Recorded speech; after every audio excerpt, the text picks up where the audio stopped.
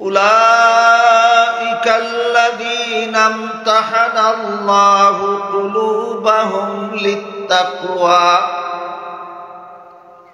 لهم مغفرة وأجر عظيم.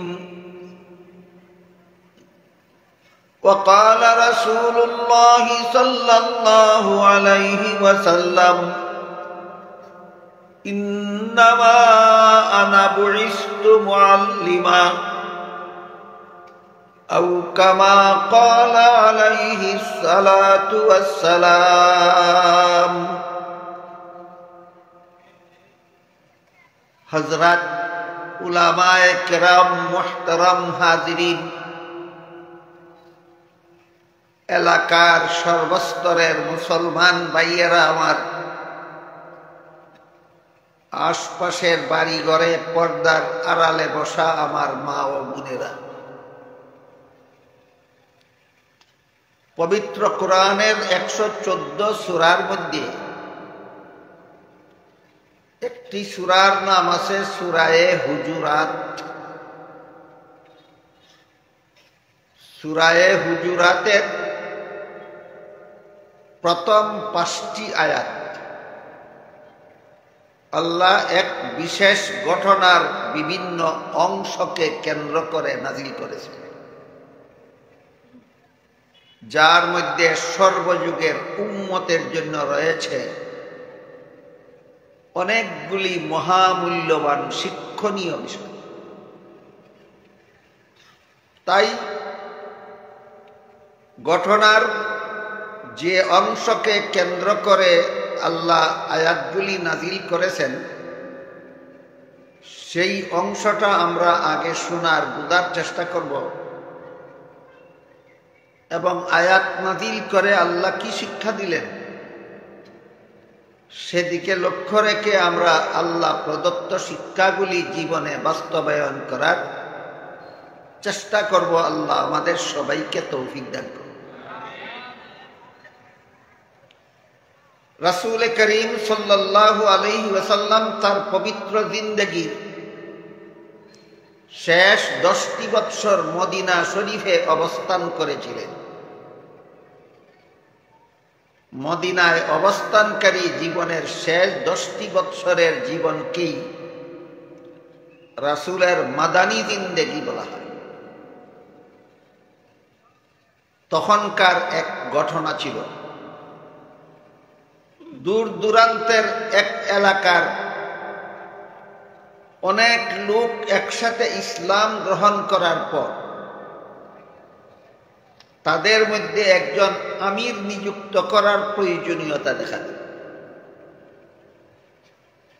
মুসলমান সামাজিকভাবে আমির ছাড়া যথাযথভাবে ইসলামের বিধান পালন করতে পারে না। এজন্য হযরত উমর ফারুক রাদিয়াল্লাহু তাআলা আনহু বলেন, লা ইসলামা ইল্লা বিজামাআতিন ওয়ালা জামাআতা ইল্লা বিআমিরিন ওয়ালা আমিরা ইল্লা বিত্তাআতিন। এর অর্থ হল, দলবদ্ধতা ছাড়া ইসলাম হয় না, আমির ছাড়া দলবদ্ধ হওয়া যায় না, আনুগত্য ছাড়া আমির চলতে পারে। এর দ্বারা পরিষ্কার হয়ে গেল সামাজিক জীবনে মুসলমানদের আমির নিযুক্ত করা অপরিহার্য। এই আমিরের গুণাবলীরও উল্লেখ আছে তাফসীরের কিতাবাদিতে। মুসলমান সমাজের জন্য যিনি আমির হবেন তার যে সমস্ত যোগ্যতার দরকার, এর মধ্যে 1 নম্বর যোগ্যতা হল তিনি যাদের আমির হবেন তাদের সকলের চেয়ে বড় আলেম হবেন। যাদের আমির হবেন তাদের সকলের চেয়ে বড় আলেম হবেন। আমির যদি নিজে আলেমেই না হন তাহলে দলটাকে পরিচালিত করবেন কোন আইনের ভিত্তিতে? তিনি তো কোরআন হাদিসের আইন নিজেই জানেন না। তারাই বলুন, যিনি আলেম না তিনি কি কোরআন হাদিসের আইন নিজেই জানেন? তিনি সমাজকে পরিচালিত করবেন কোন বিধানে? এজন্য মুফাসসিরিন কেরাম তাফসীরের কিতাবে লিখেছেন, মুসলমান সমাজের জন্য আলেম হওয়ার যোগ্যতা চারটা। এর মধ্যে প্রধান যোগ্যতা হলো তিনি সকলের চেয়ে বড় আলেম হতে হবে। যাদের আমির হবেন তাদের মধ্যে যত আলেম আছে সকলের চেয়ে বড় আলেম হতে হবে আমিরকে।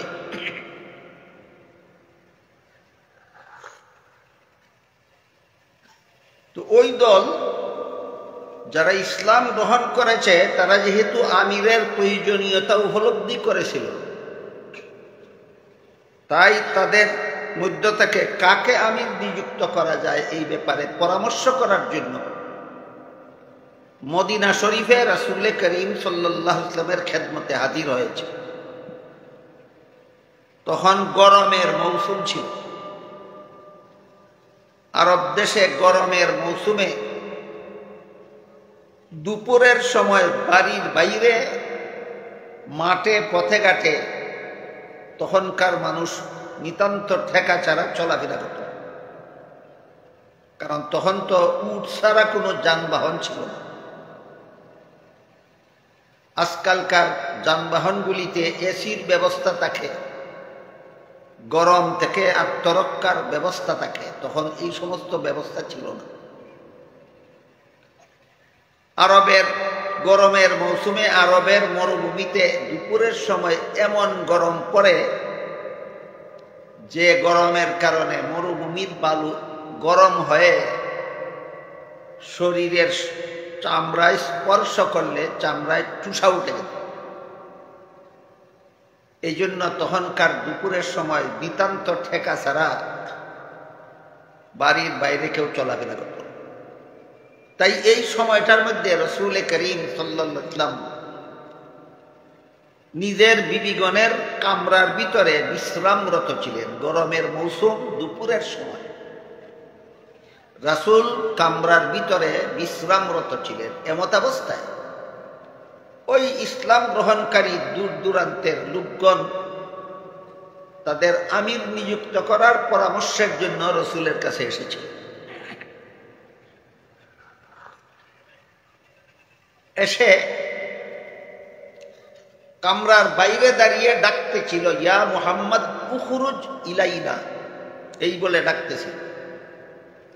বলতেছিল, হে মুহাম্মদ সাল্লাল্লাহু আলাইহি ওয়াসাল্লাম, আপনি ঘর থেকে বের হয়ে আসুন, আমরা দূর থেকে আপনার সাথে সাক্ষাৎ করতে এসেছি।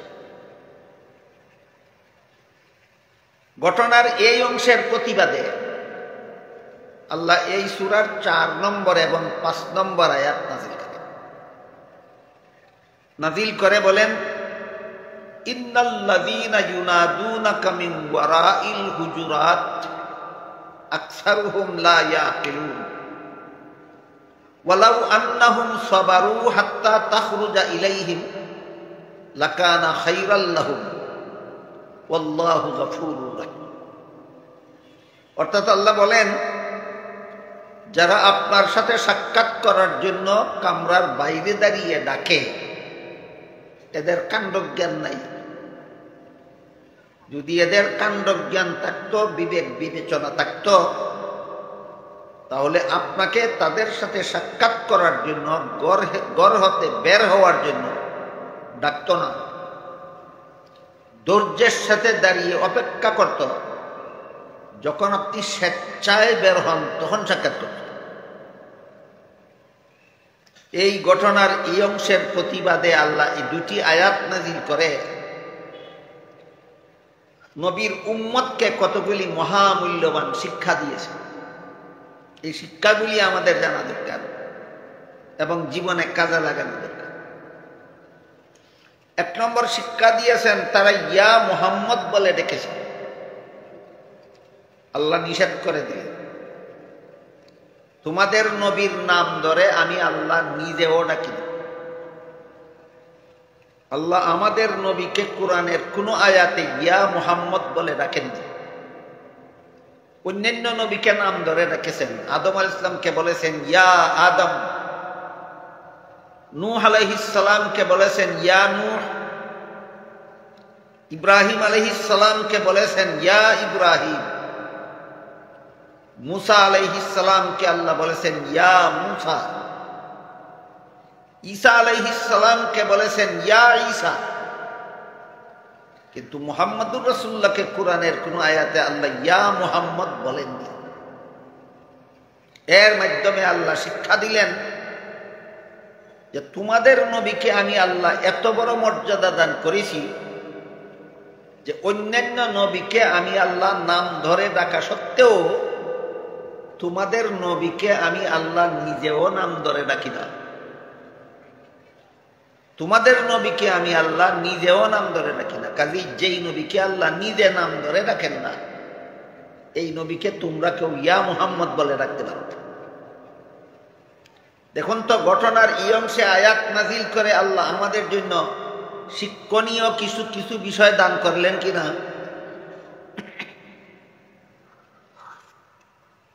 আল্লাহ কোরআনে আমাদের নবীকে যখন ডেকেছেন, সম্বোধন করেছেন, নাম ধরে নয় উপাধি ধরে সম্বোধন করেছেন।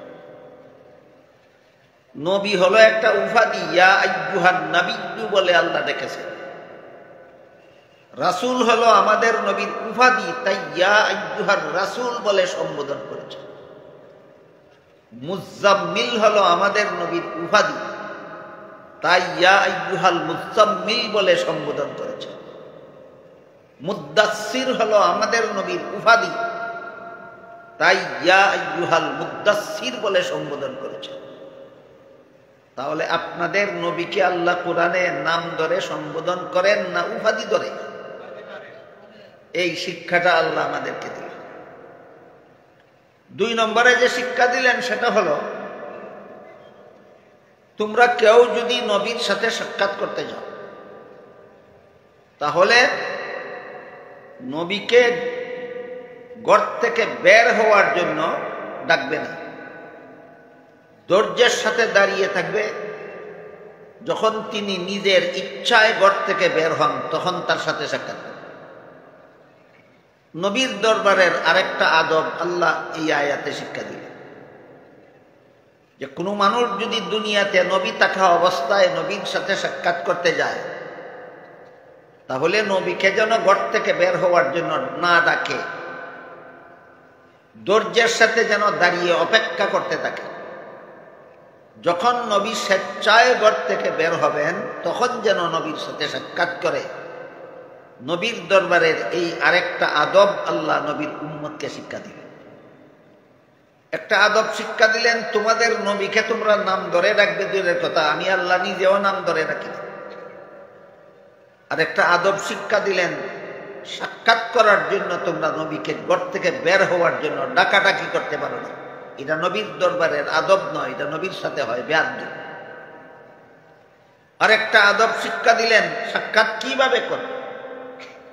ধৈর্যের সাথে দাঁড়িয়ে থাকবে, যখন নবী স্বেচ্ছায় বের হন তখন সাক্ষাৎ করবে। এইগুলি হইল ঘটনাকে কেন্দ্র করে আল্লাহ যে আয়াত নাজিল করলেন, আয়াতগুলির মাধ্যমে আল্লাহ আমাদেরকে এই শিক্ষাগুলি দান করেছেন। যতদিন নবী দুনিয়াতে ছিলেন ততদিনের জন্য এই শিক্ষাগুলি অত্যন্ত জরুরি ভিত্তিতে বাস্তবায়নের পরিস্থিতি ছিল। এখন নবী দুনিয়ার থেকে বিদায় হয়ে গেছেন, এখন নবীর সাথে সাক্ষাৎ করার জন্য গিয়ে নবীকে বলবে বের হয়ে আসুন, সেই পরিবেশ নাই। কাজেই এখনকার উম্মত কি কি শিক্ষা গ্রহণ করবে নবীর দরবারের আদব, এগুলি পরবর্তী আয়াতগুলিতে আসতেছে। কাফেলার লোকেরা আসলো, নবীর সাথে সাক্ষাৎ করলো, তাদের কথা বলল। কি ছিল তাদের কথা? তাদের মধ্যে আমির কাকে নিযুক্ত করা যায় এই ব্যাপারে রাসূল করিম সাল্লাল্লাহু আলাইহি ওয়াসাল্লাম তাদের মধ্যে একজন আমির নিযুক্ত করার জন্য সাহাবায়ে কেরামদেরকে নিয়ে একটা পরামর্শ সভা ডাকলেন। পরামর্শ সভায় যারা উপস্থিত ছিলেন তারা সবাই ছিলেন নবীর সাহাবা। এখানে সাহাবা সম্পর্কে কিছু কথা আমাদের মনে রাখা দরকার। যে সমস্ত লোক দুনিয়াতে ইমানদার অবস্থায় দুনিয়ার জীবনে ইমানদার অবস্থায় চর্মচোখে রাসূল করিম সাল্লাল্লাহু আলাইহি ওয়াসাল্লামকে দেখেছেন অথবা রাসূল তাদেরকে দেখেছেন, তারা যদি ইমানদার অবস্থায় ইন্তেকাল করেন তাহলে ইসলামের পরিভাষায় তাদেরকে এক বচনে সাহাবী, বহু বচনে সাহাবা বলা হয়। সুদা কথায় বলা হয় নবীর সঙ্গী সাথী মুসলমানদের। নবীর সঙ্গী সাথী মুসলমানদেরকে সাহাবায়ে কেরাম বলা হয়। তো যেহেতু এই বৈঠকের সবাই ছিলেন সাহাবা, তাদের কাজেই এই বৈঠকের সমস্ত সদস্যরা রাসূলের সাহাবা ছিলেন।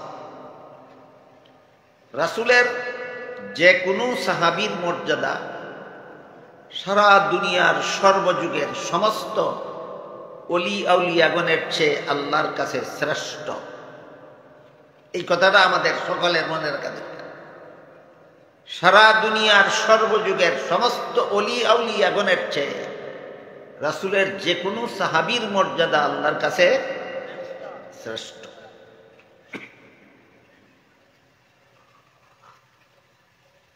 হযরত শাহজালাল মুজাররাদে ইয়ামানী রাহমাতুল্লাহি আলাইহি,